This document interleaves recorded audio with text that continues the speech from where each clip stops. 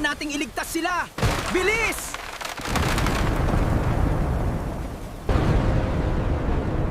Hindi dapat siya nagising. Kilala mo ba kung ano yan? Siya ang sinaunang tagabantay ng Golden Orchard, si Aurex. Sinong gumising sa akin? Napakalaki niya. Hindi natin kayang labanan yan. Pino! Pino Pineapple, ikaw ang napiling tagapagmana ng Golden Orchard. Ako? Ang kapangyarihang nasa loob mo ay bahagi ng puso ng Orchard. Kapag hindi natin siya pinigilan, mawawala tayong lahat.